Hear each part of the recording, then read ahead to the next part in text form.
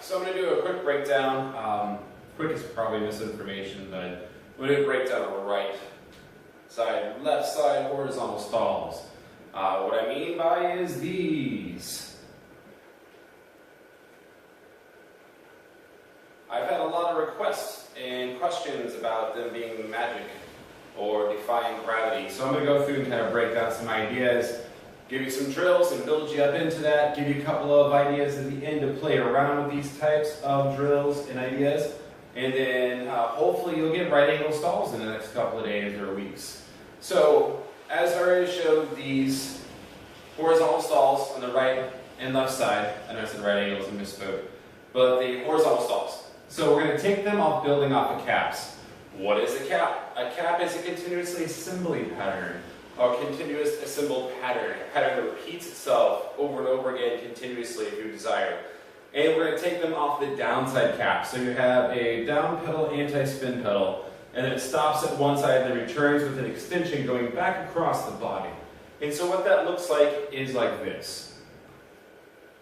Now, one thing I will say about these caps, if you know them, great, we can skip a little ahead into the video. If you don't know them, all it is essentially as if I'm spinning to my left side with my right hand, I'm going to do a downward pedal anti-spin here, and then as soon as my hand comes out, I'm going to stop that rotation as it flips up and then let it extend back across my body. I don't want to go in too deep into caps. I'm sure there's other videos out there. If you want caps broken down more, I can do that and go through some variations and timings. So the main thing to point out about these, a couple things. One is widen your stance a little bit when you're drilling these like horizontal stalls. It will make it much easier so you can use a little bit more of the momentum, and kind of the way your body moves as you're doing the stalls will help you achieve them easier first when you're drilling them. Another thing is find a line. Like I have these square mats in front of me, so I have this line right in front of me, and I'm going to denote that as my center line going down through my body. So imagine like an invisible line going all the way down your body and hitting the ground and creating a line between your legs. The reason why that's important is because when you do the anti-spin, you want to make sure that the anti-spin happens on the cap, it comes down to that line. So every time you want to make sure you're lining up that anti-spin with your center line. The next thing is important is range of movement. You want to make sure that you are using the entire range of movement of your arm. If you try and do caps just from like waist to waist, you're going to get a real short one, it's going to get agitated, the beats are not going to make up. Vice versa, if you only go halfway across your body when you do them, that's a different idea. Those are like what we call quarter caps, I think is what they consider them. But that's not what we're doing. So try and use the entire range of motion and just play with this idea of hitting that center line. Every time on that hand spin, organize it. Lay a club, lay something down in front of you to kind of give you a guideline, or use a cracker line in the wall that you have, or a dry eraser board, some way to make a line. And practice that with both hands, in both directions, and watch yourself in a mirror or use a camera on your phone or computer to record yourself so you can see if you're using the entire range of motion you have from every direction possible, and sit there and make minor adjustments every time you do this. The reason why this is important to use your range of motion all the way across the bottom is because when you start to drill the cap, the stalls on the side from the cap that we're going to go into, if you only go halfway, your stall is going to end up going down, or it's going to end up going up and being really kind of choppy and hard for you. If you use the full range of motion, it'll make it much easier. Most people don't use this full range across the entire body, and that's kind of what complicates things for you. So, let's dive into where to get that stall happening. So, when we go into these caps, if you notice when you hit that anti-spin and go out to the other side, there's this kind of pop that happens right there, where it goes from the anti-spin and up and then drags back. That's the important part you need to pay attention to. That's the part we're going to associate with drilling and slowing down. And that's where our stall is going to happen at that point. So what I want you to do is begin slowly, don't go fast, go slow through this.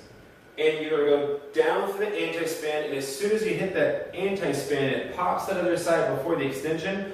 I want you to give it a little bit more time. Like every time, put a little bit more energy at the bottom, like bam, and then out, and then bam, and then out. And then I want you to drill that about 10 times with both arms. Hit, come back, hit, come back, hit, come back. Try and make sure sure you're at shoulder level every time you hit that out point. And then now the next drill is going to be doing that and switching directions.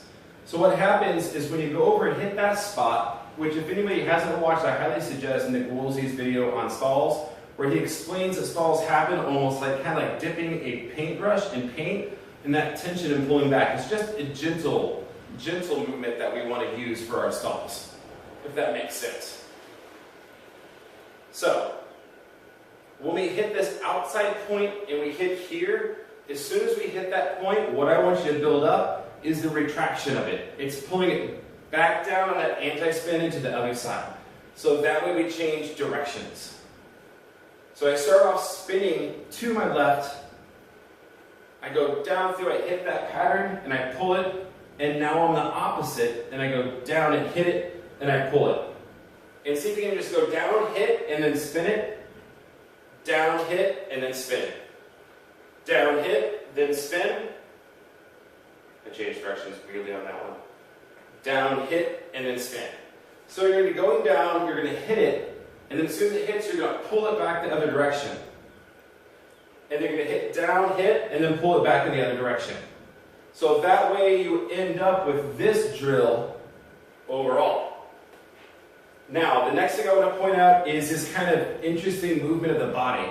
That every time if you set your stance down a little bit more, almost like pose stance, and still focus on that center line, when you hit that downwards beat and you go over, lean and extend that one side of your body over, or even pick up the foot as you go from side to side with that stall, or just drilling that anti-spin extension.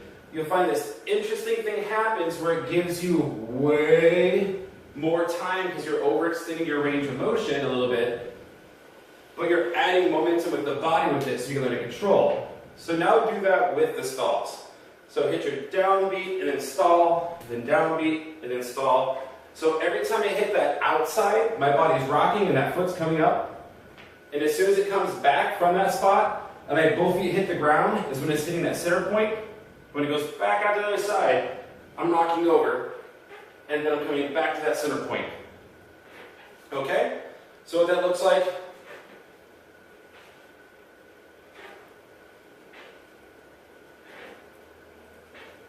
this kind of builds this weird bounce mechanism where you get used to the downbeat and using that as an addition to creating that pattern much easier for yourself. Cool? So, next. So practice both sides, both hands in both directions, obviously. If you're going to practice, you can practice it all the way. So the next part I'm going to get into is a little weird, but using cat eyes the same way as a drill for this. The reason for this is because this motion in the center here builds up a lot of momentum. Right? And it completes half the cat pattern for you that we were doing before. So the next drill I want you to do is to drill a cat eyes if you know how to do them. If not, I'm sure someone has a beautiful video somewhere for it. But learn how to do cat eyes with one hand. And I want you to start organizing cat eye into a stall, into a cat eye, into a stall. So that way you're getting two things. You're learning how to do cat eyes, and you're learning a timing and direction switch. So that way when you go to spin, you already have an additional variation you can throw in to whatever pattern you may be doing, because you can throw in a cat eye versus that horizontal stall now. So anytime you do a cat eye or a linear extension, you can start doing that stall. So this shortens it a little bit. Gives you an idea to play with, right? Cool, so next thing. I want to go into a couple of ideas of just what you can do with them.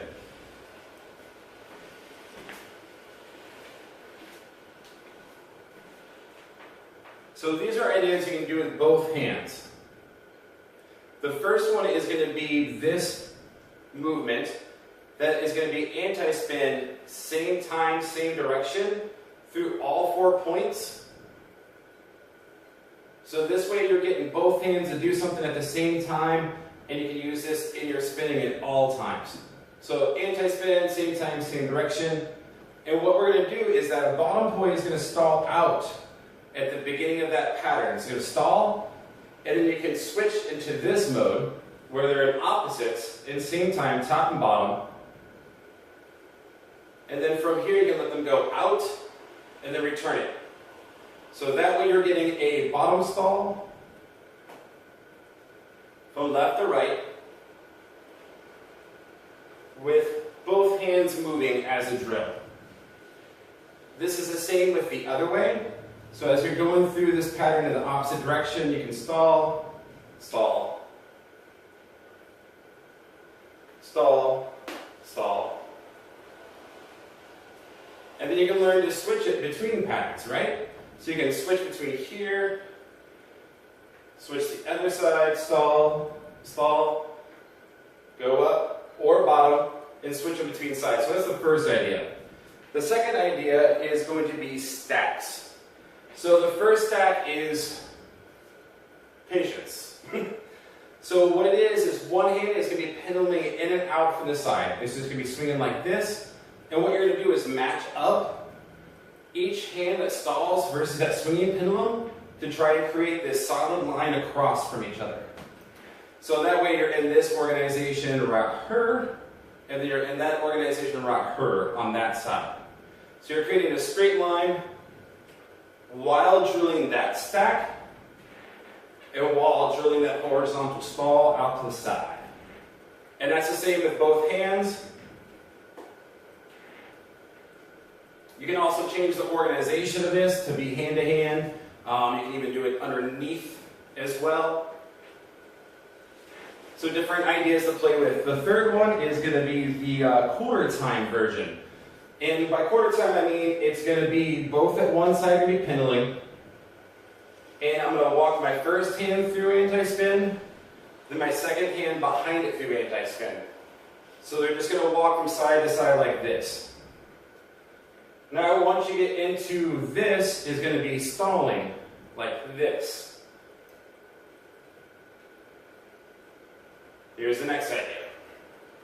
So what that is, one that from side to side is it goes through this kind of quarter time movement, stacking, breaking movement from side to side. The left hand, or the hand that's on the native side, is going to pendulum in.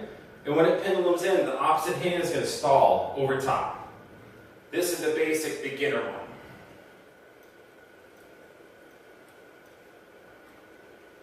The next level beyond that is going underneath the hand. So it's going underneath here.